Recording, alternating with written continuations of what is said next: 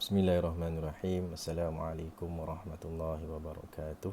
Bismillahirrahmanirrahim. Alhamdulillahirabbil alamin. Wassalatu wassalamu ala asyrafil anbiya'i wal mursalin wa ala alihi wa sahbihi ajma'in. Rabbi shrah li sadri wa yassir li amri wahlul 'uqdatam min lisani yafqahu qawli. Amma ba'd. Apa khabar semua? Sihat? Alhamdulillah. Pada hari ini bersama dengan saya Ustaz Ahmad Jalaluddin bin Zaini.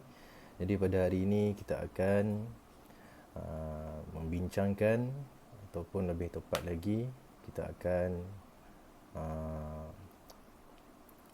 masuk ke tajuk yang baru, iaitu dalam subjek tahfiz Quran dan Sunnah, iaitu pada tajuk ataupun tema yang keempat, iaitu Allah Subhanahu Wa Taala pentadbir bumi yang hebat. Okay, jadi surah ini pada juzuk yang ke-17, iaitu surah Al-Hajj ayat 64 hingga 66. Boleh rujuk pada buku tahfiz Quran dan Sunnah. Jika tiada, boleh rujuk pada juzuk yang ke-17 pada muka surat 339 hingga 340. Okey. Jadi Ustaz bacakan dulu surahnya. A'udzubillahi minasyaitonirrajim. Bismillahirrahmanirrahim. Lahu ma fis samawati wa ma fil ard. Wa innallaha lahuwal ghaniyyul hamid. Alam tara anna Allaha sakhkhara lakum ma fil ardi wal fulk والفلك تجري في البحر بأمره ويمسك السماء أن تقع على الأرض إلا بإذنه إن الله بالناس لرؤوف رحيم وهو الذي أحياكم ثم يميتكم ثم يحييكم إن الإنسان لكفور. Okey, Ustaz ulang lagi sekali. Kita baca mengikut satu-satu ayat dengan lebih jelas lagi. Ustaz bacakan. Lahu ma fis samawati wa ma fil ard. Wa innallaha lahuwal ghaniyyul hamid. Alam tara anna Allaha sakhkhara lakum ma fil ard wal fulka tajri fil bahri bi amrihi ويمسك السماء أن تقع على الأرض إلا بإذنه إن الله بالناس لرؤوف رحيم وهو الذي أحياكم ثم يميتكم ثم يحييكم Innal insana lakafur. Sadaqallahul azim. Okey.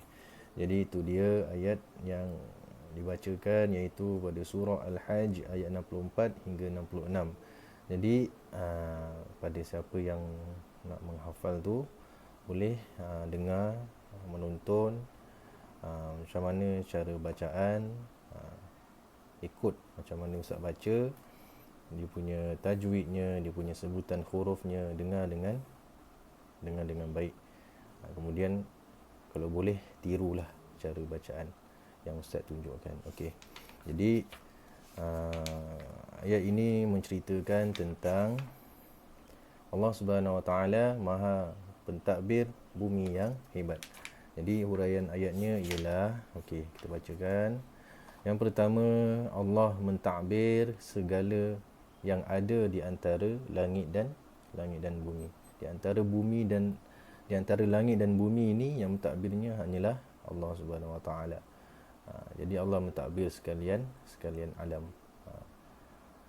Yang kedua, Allah juga mengatur pergerakan bumi dan bintang agar tidak berlanggar antara satu sama lain. Pergerakan bumi dan bintang ini dia bergerak dengan kekuasaan Allah Subhanahu Wa Taala, dengan izin Allah Subhanahu Wa Taala, dan setiap pergerakan itu Allah dah atur bagaimana ia tidak akan berlanggar antara satu sama lain. Hebatnya Allah ini, dia menggerakkan sesuatu itu dengan perintahnya tanpa berlanggar antara satu sama lain. Itulah dia kehebatan Allah Subhanahu Wa Taala, yang tidak ada mana-mana pun kuasa yang sama ataupun setara dengan Allah Subhanahu Wa Taala. Okey. Yang ketiga, yang terakhir, iaitu Allah Subhanahu Wa Taala menahan langit daripada jatuh ke bumi. Kalau kita fikir secara logiknya, langit yang ada di atas kita ini, kalau kita fikir secara logiknya, bila sesuatu apa yang ada di atas kita memerlukan sesuatu yang memegang ataupun mengangkatnya sehingga kan dia boleh berada di atas. Tetapi dalam konteks langit ini, Allah Subhanahu Wa Taala menciptakan ianya memang berada di atas dan tidak memerlukan tali ataupun apa-apa sahaja yang boleh memegangnya sehingga kan dia kekal berada di atas. Itu semua adalah kekuasaan Allah Subhanahu Wa Taala. Jadi bertepatan dengan tema yang kita belajar pada hari ini, benarlah apa yang dikatakan. Maksudnya ialah Allah Subhanahu Wa Taala itu maha berkuasa ataupun pentadbir yang sangat hebat. Tiada satu pun yang setara dengan Allah Subhanahu Wa Taala. Okey, jadi itulah dia sedikit sebanyak perkongsian pada hari ini.